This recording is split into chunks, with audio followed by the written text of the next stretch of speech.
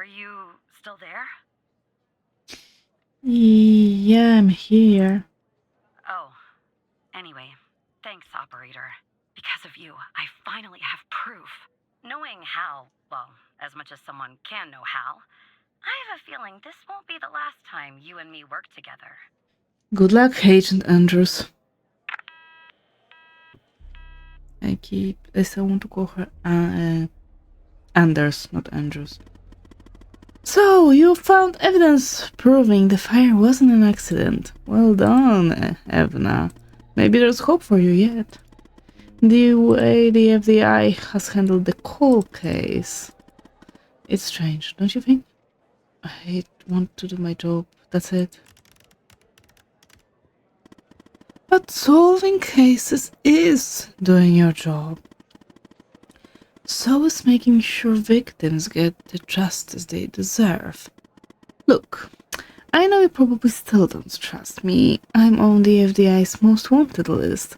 I hacked into your computer. I get it. But tell me something. Why would I bother going to the trouble of working with a low-level FBI employee? Sorry, if I didn't have a good reason. I have literally no idea. And I don't care. Maybe you're thinking about turning me in to get that reward. But it's too late. You're in too deep. Operator Tanner, can I have a word? Of course, Director Trench. I see that you've been looking into the database entries for Mia and Sasha Cole. Mhm. You want to tell me why? I wanted to catch up on the case. I see. In the future, I want you to avoid anything related to Sasha and Mia Cole. It's a closed case. A total waste of your time. And if by chance something else pops up concerning the Coles, and this is very important, you come to me right away. Understood? Absolutely, Director Trench. I'll talk to you later. I know that was probably difficult lying to your friend, but you did the right thing, Evna. As a reward, I'll tell you something about myself. Something that only 2 other people know. The reason I have so much access to the FBI, I used to work there. You are in the FBI? I can't tell you more for the moment, but yes, I was. As improbable as that seems. And what do we do now? For now, nothing.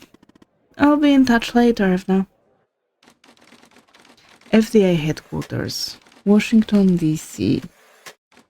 16:55. Oh, 5 minutes till the end of my shift. Yay! Can I delete this? No. Oh, yeah, again. So who the hell am I talking to this time? Tanner here, Agent Walker.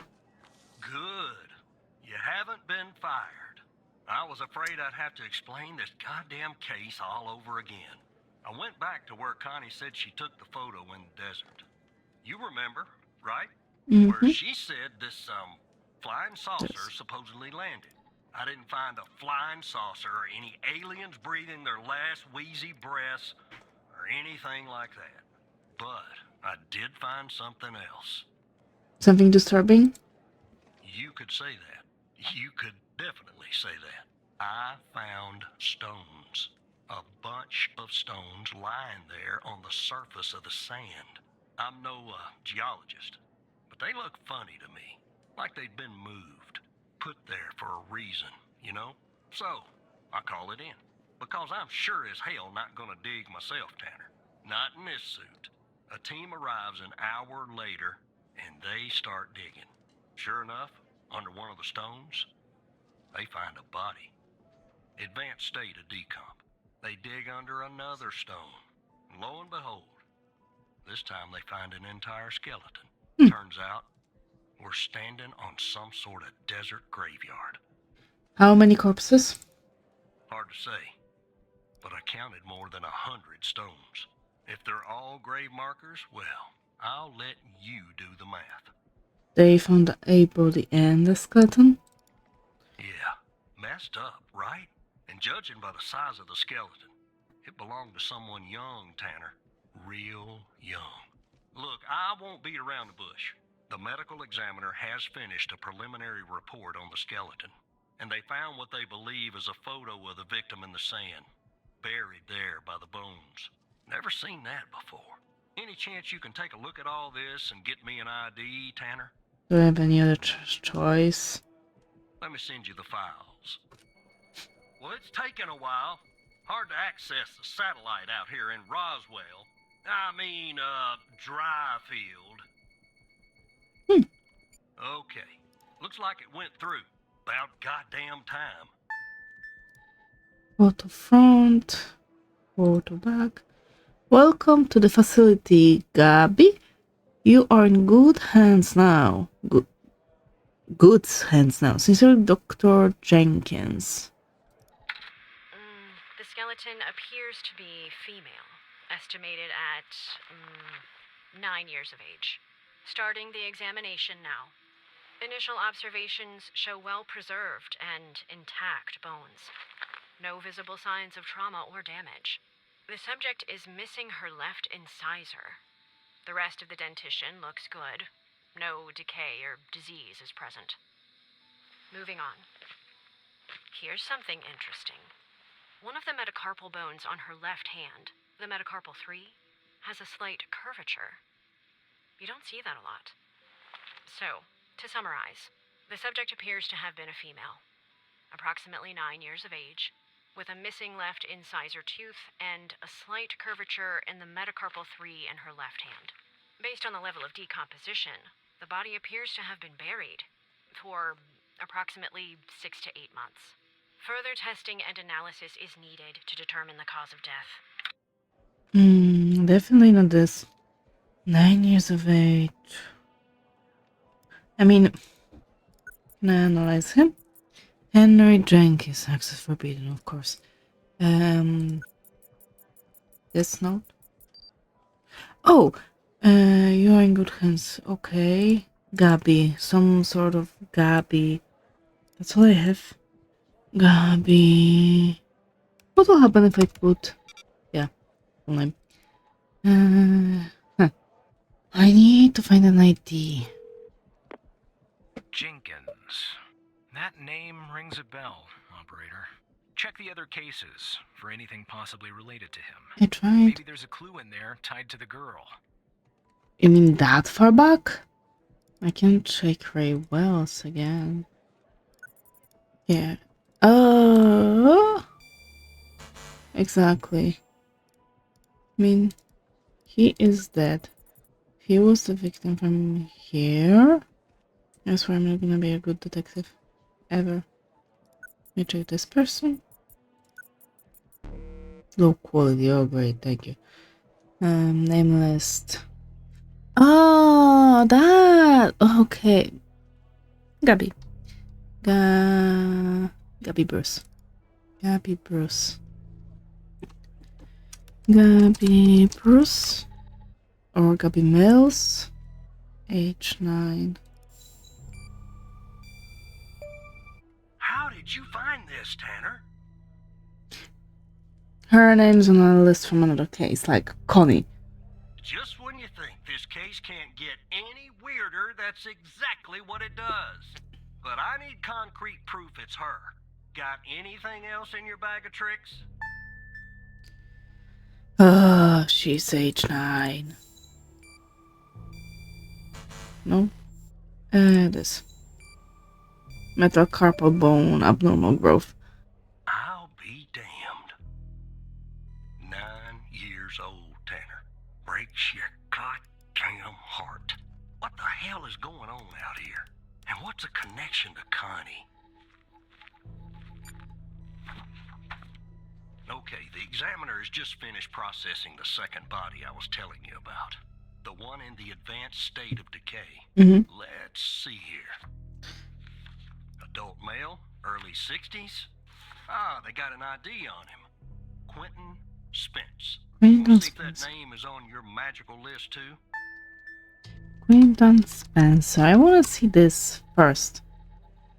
No. Not here. Quinton Spence. Spence, not Spencer. Quinton Spence is here. I saw him. So there's definitely a link. I see some of the names have been crossed out. Can you figure out what that business means? Crossed out? He's missing. Looks to be about 100 names like that. That number matches the stones. God damn. And if I was a gambling man, I'd say the circled persons are still alive. Like our Connie. There's something else about Spence, Tanner. We can check it. Ben Dixon. He's alive, alright. What about Spence? They found him buried in a lab coat. With some, you're never gonna guess. Floppy disk sewn into one of the pockets. Remember what I said about this case getting weirder and weirder? Now the second disk password protected. Open that second floppy disk and give me an address tied to Spence. Something I can look into. I'm getting a little restless with you doing all the work. Open the second. Operator program. Oh, I'm sending everything your way. So you want the address related to Spence? I mean, Hamilton Avenue? There you go. Okay, let's see it. Autopsy report of a male, approximately late 50s, early 60s. Initial observations show no sign of trauma or blunt force injury, similar to the first remains found. The decedent appears to be wearing some kind of lab coat. Starting the external examination now. Excellent dentition. The decedent is wearing some kind of badge. Let me put this to the side. Abdomen seems healthy, with no signs of trauma or injuries. The lab coat seems to contain a hidden pocket. There's something inside. It's sewn shut. I'll open this with my scalpel. There. There appear to be 2 floppy disks inside the pocket. Strange. In my estimate, the body has been buried for approximately 2 to 3 months, based on the level of decomposition. At this point, the cause of death is uncertain. Further testing and analysis is needed, including toxicology reports, before I can provide a conclusive determination. Of course you do. Badge. Quinton Spence, can I... The logo? No. Copy disk 1. R&D, Dr. Spence. Oh. Something changed. Copy disk 1. Upon my arrival at the biome facility, I was warmly greeted by Dr. Jenkins himself. How fortunate I am to work with such a passionate and talented scientist, even if in a subsidiary role. During our meeting, Dr. Jenkins explained that I would be heading up a trial involving FMP-1138, a key component of his research project. Although he did not disclose much, I have the impression that the project is shrouded in secrecy. It appears to be of great importance. The trials, which are scheduled to commence in a few days, once I am well versed with the subjects and the procedures are in place. Dr. Isles, the facility director, informs me our work has the potential to significantly enhance the well-being of the patients, who have been selected specifically for our research. The entire facility itself has been constructed for this purpose alone. Although I am unaware of the project's source of funding, there appears to be no shortage of resources. I am truly optimistic our research will make a profound difference and push the boundaries of scientific knowledge. The AMPA receptor is a crucial component of excitatory synaptic transmission and plasticity in the brain. As a glutamate-gated ion channel, it mediates fast synaptic transmission and contributes to synaptic plasticity by modulating the strength of synaptic connections between neurons. This function of AMPA receptors has been implicated in various neurological and psychiatric disorders, including Alzheimer's disease, depression, and schizophrenia. representation of the AMPA receptor. Beautiful representation. I can vouch for it. Yes, I also did those. Selective AMPA receptor potentiators represent a promising class of compounds for the treatment of these disorders, as they enhance AMPA receptor function and improve synaptic plasticity. FMP-1138 is a novel selective AMPA receptor potentiator that has shown promising results in preclinical studies. It has been demonstrated to enhance AMPA receptor-mediated synaptic transmission and improve synaptic plasticity in vitro and in vivo. Okay.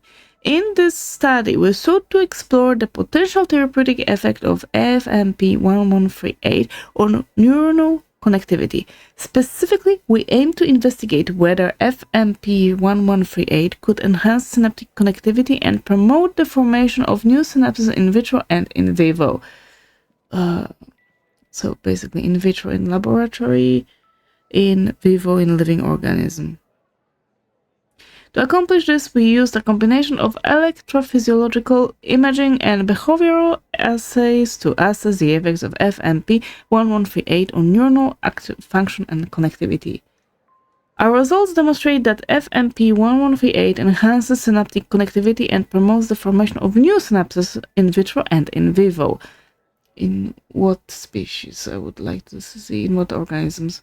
Specifically, we observed that FMP-1138 increased the frequency and amplitude of excitatory postsynaptic currents, APSCS, in cultured neurons, indicating an enhancement of synaptic transmission. So this is what I mean, it was separated neurons.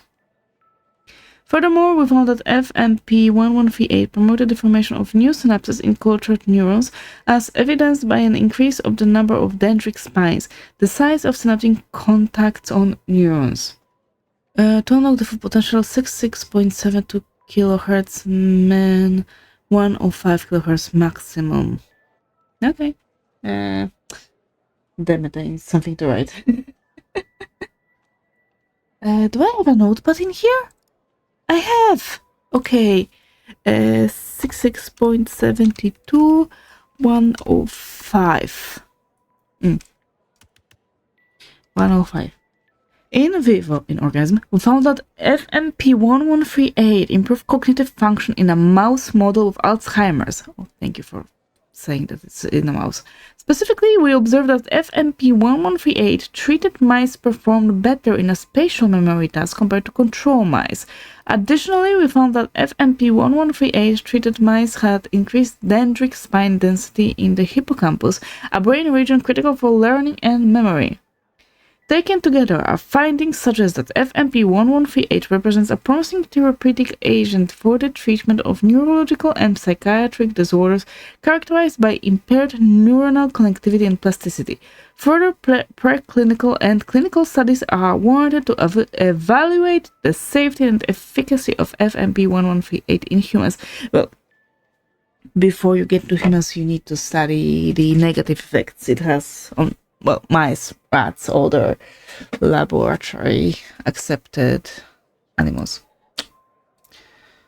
Biome technology is always reserved. 1990, Dr. H. Jenkins, Dr. Q. Spence, Dr. A. Isles. Frequency range 500 Hz, 99 kilohertz. Those two should be in the same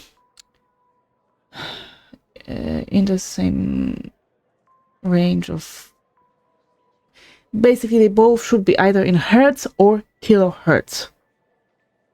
Okay, that out of the way. The results demonstrate that FMP-1138 significantly increased the frequency and amplitude of APSCS, indicating an enhancement of synaptic transmission. These findings suggest that FMP-1138 has the potential to improve neuronal connectivity and plasticity, which could have implications for the treatment of neurological and psychiatric disorders characterized by synaptic dysfunction. This is the same. That graph displays the results of a study investigating the effects of FMP-1138 on synaptic connectivity in vitro. The study aimed to explore whether FMP-1138 could enhance synaptic transmission and promote the formation of new synapses. The results demonstrate that FMP-1138 significantly increased the frequency and amplitude of PSCS, indicating an enhancement of synaptic transmission. These findings suggest that FMP-1138 has the potential to improve neuronal connectivity and plasticity. Note: unlike Dr. Isles, in this result paper I will use the Little Endian standard. Oh, thank you. Isles use Endian. Wait, what? Oh, this is locked. Huh. Figure 1 before FMP-1138, so we have the highest. What is this? What is axis Y? What is axis X? What does that mean? Label your axes. Ugh. So this is amount of neurons, or is this the frequency, or what? I'm sorry, I've got very angry because of that. Yeah. Let's see. Go back. Floppy disk 2 and oh. What? 6672105? What do you want? The symbols and file names written on the second floppy disk look to be there for a reason, Tanner. You don't. I suggest checking those 2 files for clues about the password. Focusing on the symbols. Maybe keep those 2 files open and see if you can do something with them.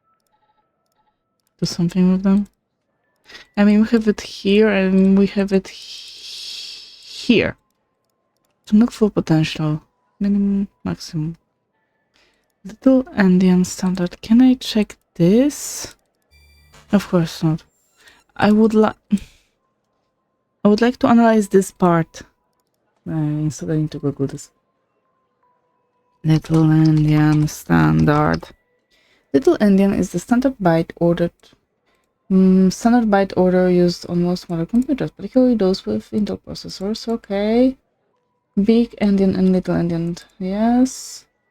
Endianness is the order in which bytes within a word data type are transmitted over data communication medium or are addressed in computer memory, counting only byte significance compared to earliest.